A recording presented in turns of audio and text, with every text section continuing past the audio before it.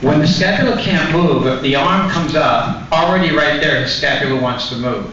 The only way he can increase abduction is if I allow total upward. Now his scapula is up like this. And that's the only reason he can get here.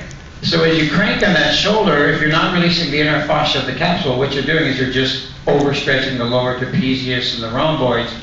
Because if I keep the scapula down from moving, they're usually stuck right about here. That's a classic capsular end field.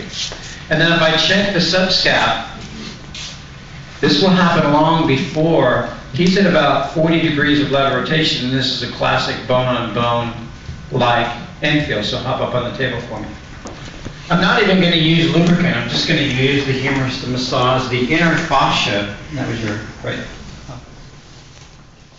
So here's the thing about frozen shoulder. You've got to go to the place where you find it. You can't just pick a place and start massaging the inner fascia. So you've got to go to a place where you actually find the bone-on-bone-like infill, and that's where you need to begin the massage. Now, due to the fibrosis of the outer capsule, I push in and I do what's known as positional release or strain counter strain, and I hold that for about 10 seconds. After I do the strain counter strain, the technique is designed to massage the inner fascia. Can you press record on that, Mary? Pardon? I'm going to have you press record on that also. There's a record button. Oh, never mind. She's got it.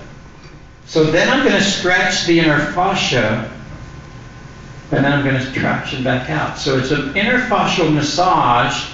The compression is more of a strain counter strain. The rotation is a stretch of the inner fascia.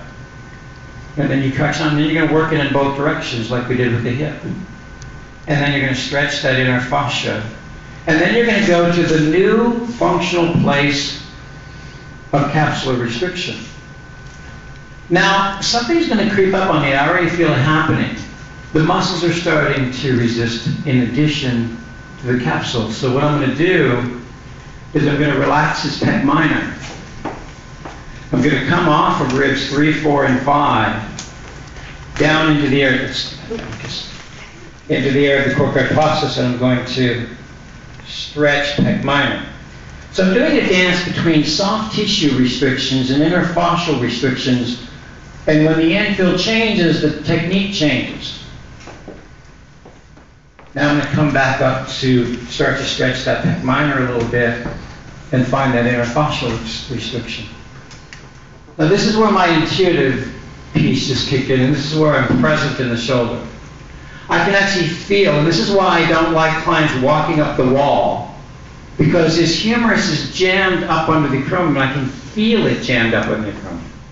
So I'm going to step back, and I'm going to traction the humerus down, and I want you to shrug your shoulder to your ear. Just bring your right shoulder up to your ear.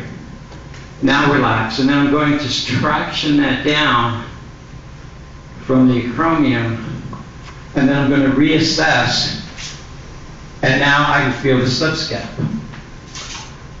This is where the protocol, pec major, pec minor, subclavian, subscap, is no longer. This is where you pay attention to the new end fields. I want you to turn towards me for a moment.